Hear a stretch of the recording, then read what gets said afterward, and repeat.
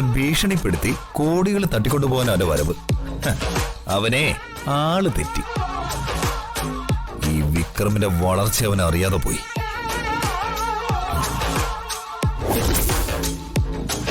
കോടികൾ സ്വന്തമാക്കിയ ചരിത്രമേ വിക്രമിനുള്ളൂ. അല്ലാതെ അങ്ങോട്ടേക്ക് കൊടുത്ത ചരിത്രമൊന്നും ഇല്ല.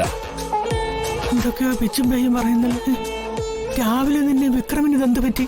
ആ വഴിയുണ്ട്. ആ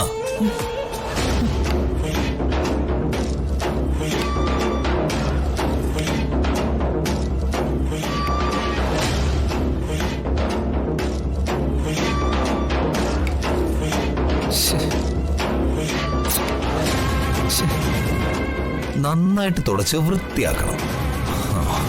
ഒരു തെളിവ് അവശേഷിക്കരുത്. ഒരു മുടിനാരിയുടെ പോലും കിട്ടരുത്. എല്ലാം ക്ലീൻ ആയിരിക്കണം.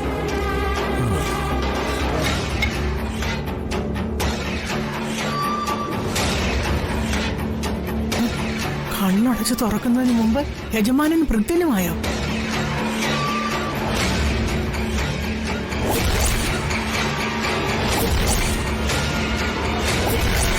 നിരഞ്ജൻ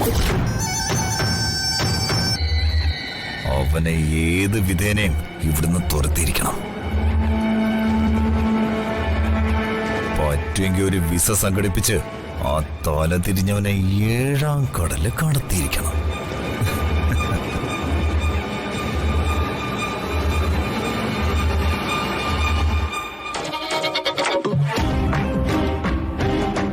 നന്നായിട്ട് തുടച്ച് ക്ലീൻ ആക്കിയിട്ടിരിക്കുകയാണല്ലോ.